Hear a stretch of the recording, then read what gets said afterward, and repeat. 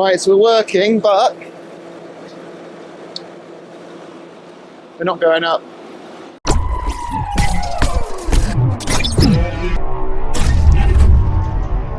So one thing we've got to do before we take the Range Rover for MOT is try and fix the beam on our Adaptive Xenons. So on the Range Rover, it's got these Adaptive Xenons, which you can just see in the centre here. This is your dip beam.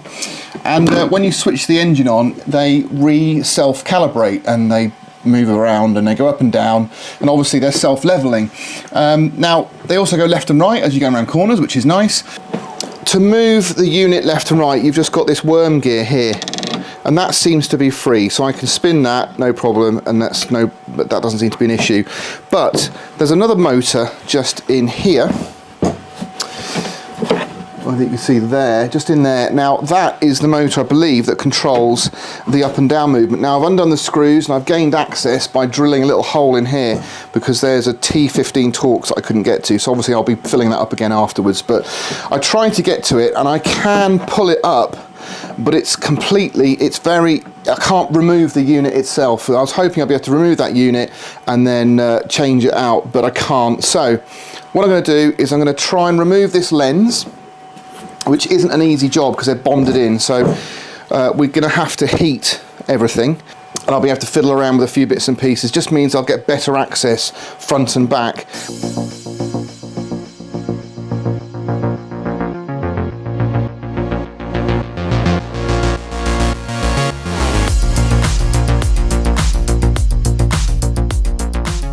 Okay, so that wasn't as big a struggle as I thought. It's a bit of a messy job, and I think putting it back together again, there might be enough of this stuff in here, but I'll probably just add a little bit more. But you just need to heat this up again before you put it all back together. The issue we have is this had come off, look. So that is now back in its position. That might have been preventing it from moving. There's a little ball connector here, and I have to pull that out with a pick just to release this unit here. This hook pick actually works a little bit better. So just gently pull that back. There we go. Don't be too rough with it because it controls that. And that is what is broken or not working. That is this unit here. I've actually ordered one of these online. It was £25 from eBay. It's a brand new part, and it's actually advertised as a Maserati part, but it is the same part number. So it comes with this clip, which makes me think that this is a bit of a delicate connection. However, I'm going to use the one I've got on there already. So you have to pull it out and up to get it to go in. There we go. All right. So looking at it, it does look fairly neutral, you can see there. So I'm hoping that's right.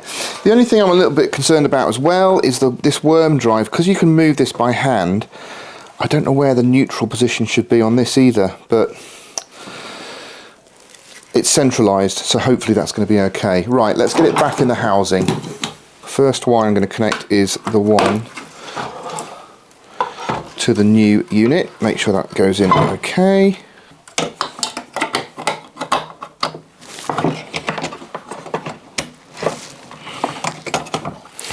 I'll connect the Xenon up last. First one to do is the one at the bottom, because that you have to put it at an angle just to hook it over the ball.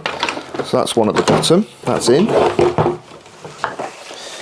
And then we have one in the top right, which is a different kind of clip, that's in. Then we have this ball adjuster there, so that's in. So you can actually, once you've got everything assembled, there are some little hex adjustments here that you can adjust the dip beam with if you want to do some final adjustments. So it kind of means you are covered for most things. Right, so what we need to do now is get the lens back on.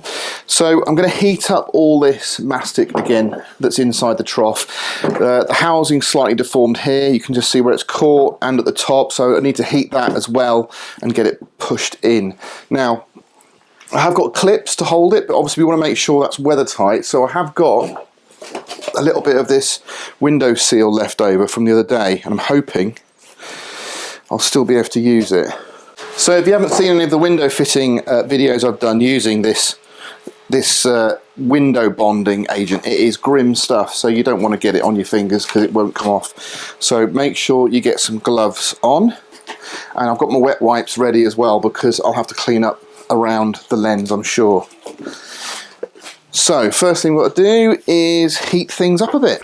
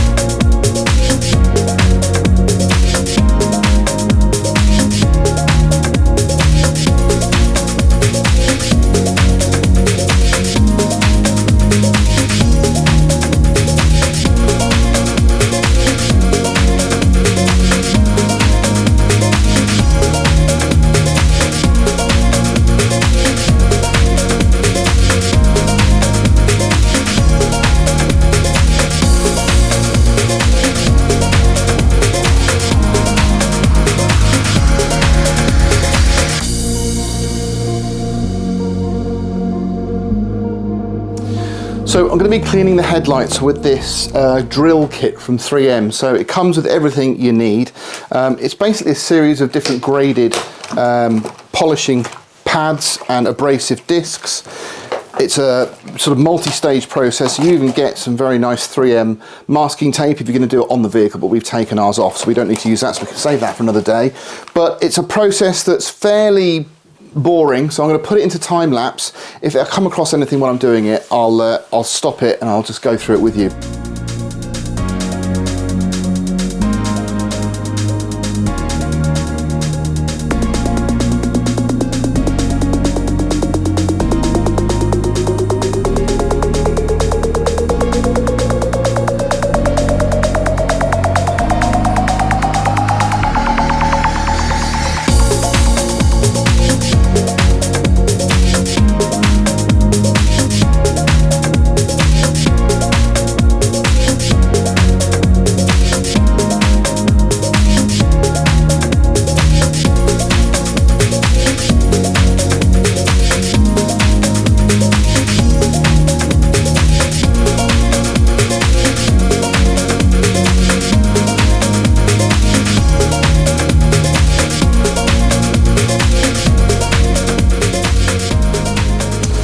So we've got those ones we haven't done yet, those we have. There is definitely a difference. They weren't terrible, but you know, we've got them off, we might as well try and give them a little clean. I think here it's the most obvious. That's much cleaner, much brighter, and definitely that one too. But we're going to get this one done. This one's got a few more scratches on it because we've been messing about with it and it's been on the bench, so we've got like quite a big scratch here, so we'll try and get that out.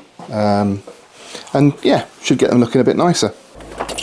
So I thought it'd be a good idea to try a different OBD reader. So this is a different diagnostic tool. This is the iCarsoft, and this has been programmed just for Land Rover vehicles and Jaguar. So it does the same functions as the Autofix. It's a lot cheaper, but I think it's going to be quite good to use. So we're going to just see if we can scan the vehicle.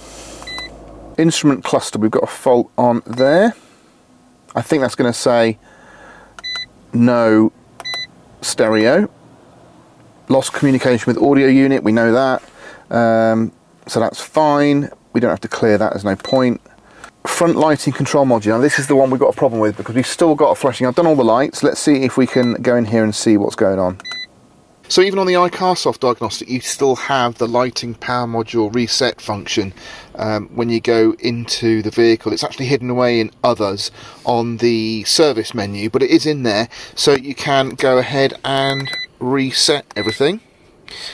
I really like this device because it's very good at giving you accurate information. So the other one, the Autofix, is almost too in-depth. This is nice and simple, and I get a feeling I can understand things on this more. So everything is working apart from the things that are connected with that, so I'm really pleased with that. So we'll go back, and we do have lights.